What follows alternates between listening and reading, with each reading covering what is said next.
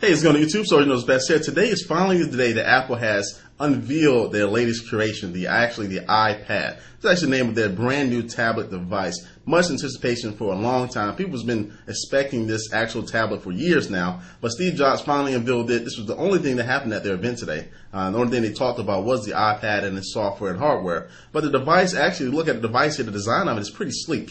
It has an aluminum backing. It's very thin, a very thin device. The screen is a nice looking screen because it has a black border around it. So that's good because they don't want to push the screen all the way to the edge. And so when you're holding it, the touch screen won't be accidentally hit by your thumbs or something like that. So the actual device looks awesome. The device is a very clean looking device. It has a 9.7 inch diagonal LED backlit glossy display. It also has the IPS technology, which is going to be that no matter at what angle you're at, it shouldn't see a lot of glare or anything like that. It's 1024 by 768 pixels. So the people actually got their hands on with the device. The actual screen looks actually beautiful. It's kind of like holding a big iPhone, looks kind of like a big iPhone. And so the screen actually does look pretty good. Fingerprint resistant oliphobic coating, basically the same thing on the 3GS to kind of keep the grease from your fingers off of it. And so it's going to come in two models as well. So the first model is going to be a Wi-Fi only model, and that's going to be one that's actually shipping first in 60 days. And the second model is actually going to be a 3G enabled model, which you can actually get on AT&T's 3G network on this device. Now the good thing about this, and this is actually for me saved this whole event because overall the event was kind of because we had a lot of anticipations, but this right here really kind of sold it for me. As far as data plans, you know, the normal data plan is about $60 a month for a company with a 2-year contract. It's pretty much standard for unlimited data. Now with this iPad, you're actually going to be able to get unlimited data just for $29.99 a month, no contract. You can activate it on the iPad device itself. You don't need to go to a store, don't need to call anybody. And also if you want a 250 meg internet, I think it's $19.99 a month. You can cancel at any time and get this contract free. So this may be a seller to a lot of people who want that who use data cards, stuff like that, because I use the MiFi. That's $60 a month. Even though I can have it on 5 devices, I normally don't, but that's $60 a month with the contract. So this is actually a good selling point. And also it's going to be having, as far as the inside of it, it's going to also have Bluetooth 2.1. It's going to have a digital compass. It's going to have assisted GPS, the Wi-Fi and the 3G model. So it looks like the 3G model is only going to have assisted GPS, I believe. And also in the box, you'll receive a dock connector because you can sync it via USB. So you can plug it into your Mac, plug it into your MacBook Pro, whatever Mac you want to plug into, and actually sync it just like you're syncing the iPhone. So it should work on Windows as well. And so you can sync everything with your iTunes library, back it up as well, just like you do on the iPhone, which is a pretty simple method but effective. It does have a accelerometer in there, and the accelerometer looks actually probably a little bit better than what you find in the iPhone right now. It also has an ambient light sensor, so it can heighten, brighten, or dim the screen brightness depending on what your location is as far as the lighting in the room. Now, as far as the processor speed, let's look at the horsepower. It features a 1 gigahertz Apple A4 custom designed high performance low power system on a chip processor. Basically, this comes from P.A Systems, which is a company that Apple actually bought up a few years ago, and so they got their own processor in here. So you're looking at trying to get away from using Intel and go to their model of just a company that can do every single thing for their products for the most part. And so they're using that processor, and the people who got their hands on it said the processor is very speedy. Moving around the OS of the actual iPad actually was pretty smooth, pretty fast, and efficient.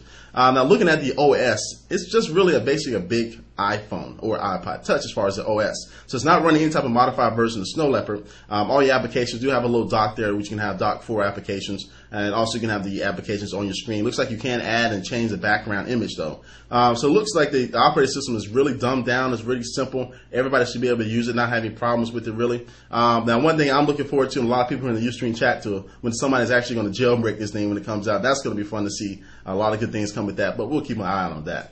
Let's see about the pricing. Now, the pricing for this iPad is actually pretty good. This is another thing that actually saved the event for me. Excuse me. So the upfront cost. So say you want just the base version of the iPad. Just want one. This is the base version. It actually starts at $499. Not a bad price. It's 16 gigabyte solid state, and it's $499. Not a bad price. It doesn't come with a 3G chip, nothing like that. Now $599 if you want the 32 gig, and $699 if you want the 64 gig solid state as far as the memory. Now upfront cost if you want the 3G version of it. So the $499 version actually goes to $629. Then 32 gig goes to $729, and then the 64 gigs go to $829. So it's not a bad price. Engadget did a good comparison about the pricing versus the iPhone as far as use, data use, and all that stuff. As far as going over 2 years about actually how much this thing is going to cost you, it actually comes out to be cheaper than what an iPhone will cost you as far as data. Now the iPad doesn't have it doesn't have any voice capabilities. It does have a microphone and speaker, but it does not have a camera for some reason. But anyway, I'm pretty sure you can be able to use Skype on this, especially you get the data plan, so that can work out for you. And I'm pretty sure other people will make some applications to be able to do some phone calling over it. So I think the lack of the camera is actually a big thing because everybody expected a camera in it. I don't think it's that much for Apple to actually put a camera in it. I don't see why not, but they're probably waiting that for the next model, give you some reason to upgrade. But I think overall the iPad is a good device for the market that is going after. We had a nice little argument in Ustream talking about whether this thing is actually worth getting. And basically what I came to, my opinion on it, I think that if you have an iPod Touch and an iPhone, you may not need to get it. It may not be for you. You'll probably don't have to spend the money for it. But if you've always been wanting like an iPod Touch on an iPhone, just don't want to get it for some reason, you're stuck in a contract, this is a very good device to give you those type of functionality because you can still run nearly virtually all the applications in the App Store on the iPad itself. So almost all the applications run right out the box. You can run them and they can actually scale up. So you can open up the application. It looks kind of just the same size that it was on the iPhone. And also you can hit the full screen button and take up the full screen of the device. So that's awesome to be able to use all the applications straight out the box. And also one thing with that, they also released a new 4.0, they're going to be releasing a new SDK for the iPhone, iPod, and the iPad as far as giving developers some more tools to actually upscale the applications or kind of change their applications to fit the iPad needs. So anyway, back to the point here. The device is kind of going for that niche market, kind of that Amazon Kindle, iPod type of market. And I think for the pricing starting at $499, that's not a bad deal at all. Not a bad deal at all. So it's a pretty good deal there. I think the device is going to be cool, going to be great. Again, the Wi-Fi only model is shipping in 60 days, and the 3G model plus the Wi-Fi model is going to be shipping in 90 days. So I got to see which one I'm going to get because I want the 3G model, but again, I want to get it first. So we'll see about that. But anyway, this is my presentation about the iPad. They also before I end it here, they also talked about iWork. This is another thing they talked about, iWork for the iPad. It's actually new applications, $9.99 each.